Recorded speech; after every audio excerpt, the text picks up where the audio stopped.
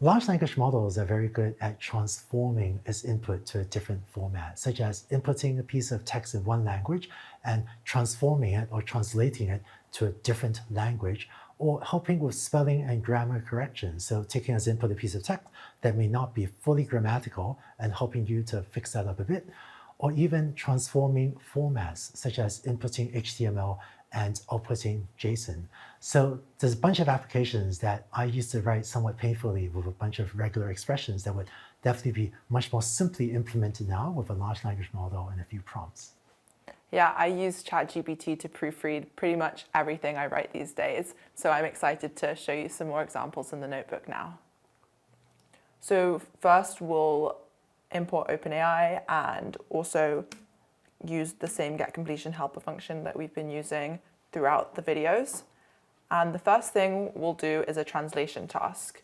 So large language models are trained on a lot of text from kind of many sources, a lot of which is the internet, and this is kind of course, in many different languages. So this kind of imbues the model with the ability to do translation. And these models know kind of hundreds of languages to varying degrees of proficiency.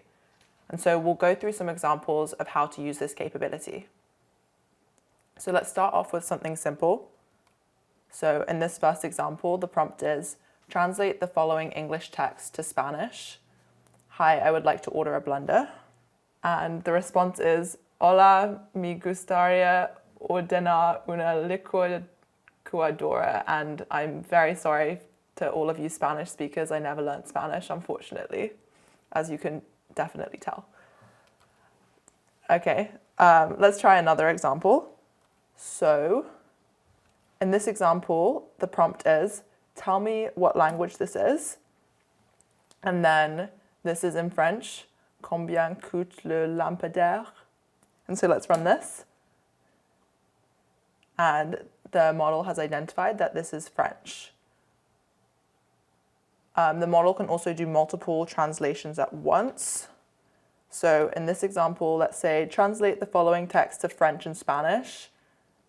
And you know what, let's add another, an English pirate. And the text is, I want to order a basketball. So here we have French, Spanish, and English pirate. So in some languages, the translation can change depending on the speaker's relationship to the listener. And you can also explain this to the language model, and so it will be able to kind of translate accordingly. So in this example, we say, translate the following text to Spanish in both the formal and informal forms. Would you like to order a pillow? And also notice here, we're using a different delimiter than these backticks. It doesn't really matter as long as it's kind of a clear separation. So here we have the formal and informal. So formal is when you're speaking to someone who's kind of maybe senior to you or you're in a professional situation. That's when you use the formal tone. And then informal is when you're speaking to maybe a group of friends. I don't actually speak Spanish, but my dad does, and he says that this is correct. So for the next example, we're going to pretend that we're in charge of a multinational e-commerce company. And so the user messages are going to be in all different languages. And so users are going to be telling us about their IT issues in a wide variety of languages. So we need a universal translator. So first we'll just paste in a list of user messages in a variety of different languages. And now we will loop through each of these user messages. So for issue in user messages. And then I'm going to copy over this slightly longer code block. And so the first thing we'll do is ask the model to tell us what language the issue is in. So here's the prompt. Then we'll print out the original message's language and the issue. And then we'll ask the model to translate it into English and Korean. So let's run this. So the original message in French.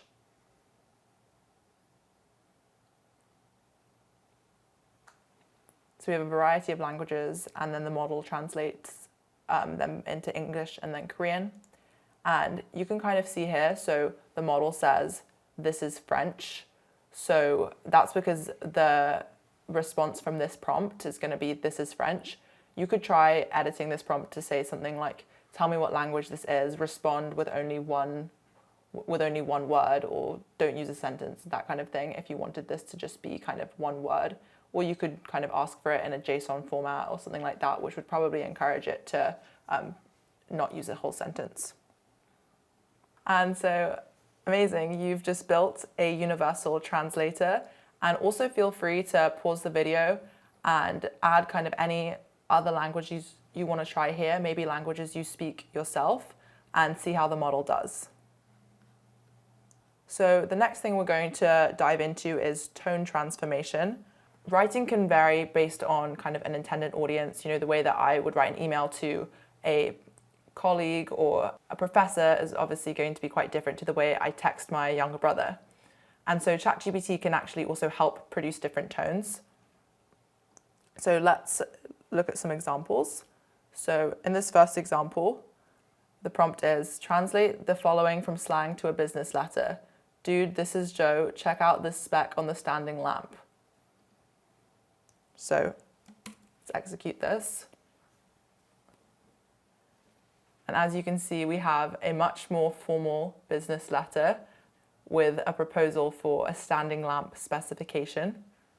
The next thing that we're going to do is to convert between different formats. ChatGPT is very good at translating between different formats, such as JSON to HTML, XML, all kinds of things, Markdown. And so in the prompt, we'll describe both the input and the output formats. So here is an example. So we have this JSON that contains a list of restaurant employees with their names and email. And then in the prompt, we're going to ask the model to translate this from JSON to HTML. So the prompt is, translate the following Python dictionary from JSON to an HTML table with column headers and titles. And then we'll get the response from the model and print it. So here we have some HTML displaying all of the employee names and emails. And so now let's see if we can actually view this HTML. So we're going to use this display function from this Python library, display HTML response. And here you can see that this is a properly formatted HTML table. The next transformation task we're going to do is spell check and grammar checking. And this is a really kind of popular use for ChatGPT. I highly recommend doing this. I do this all the time. And it's especially useful when you're working in a non-native language. And so here are some examples of some kind of common grammar and spelling problems and how the language model can help address these. So I'm going to paste in a list of sentences that have some kind of grammatical or spelling errors. And then we're going to loop through each of these sentences and ask the model to proofread these. Proofread and correct. And then we'll use some delimiters.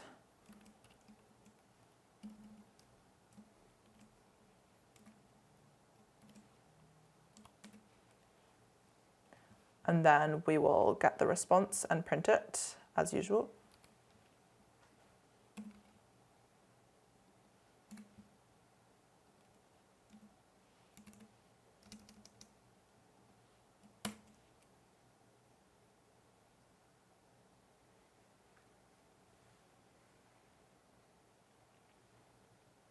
And so the model is able to correct all of these grammatical errors. We could use some of the techniques that we've discussed before. So we could, to improve the prompt, we could say proofread and correct the following text and rewrite.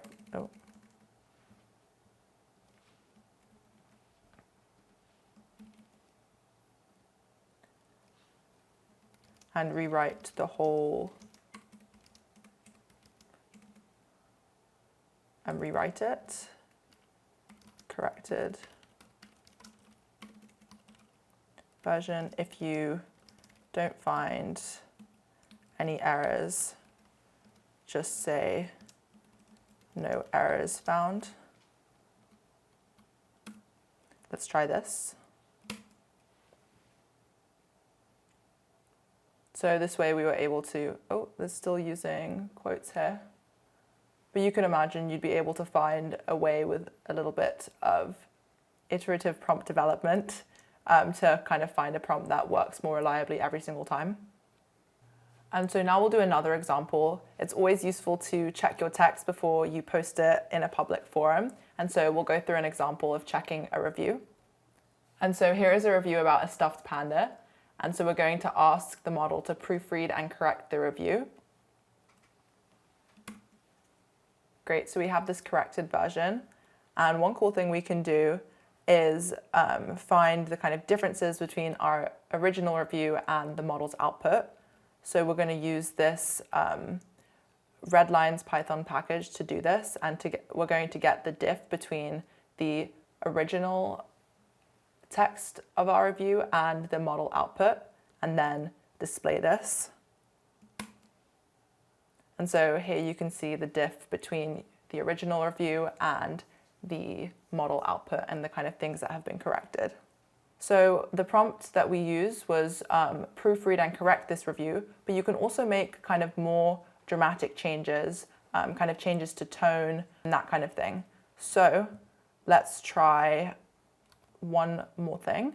So in this prompt, we're going to ask the model to proofread and correct this same review, but also make it more compelling and ensure that it follows APA style and targets an advanced reader. And we're also going to ask for the output in Markdown format. And so we're using the same text from the original review up here. So let's execute this. And here we have a expanded APA style review of the soft panda. So this is it for the transforming video. Next up we have expanding, where we'll take a shorter prompt and kind of generate a longer, more free-form response from a language model.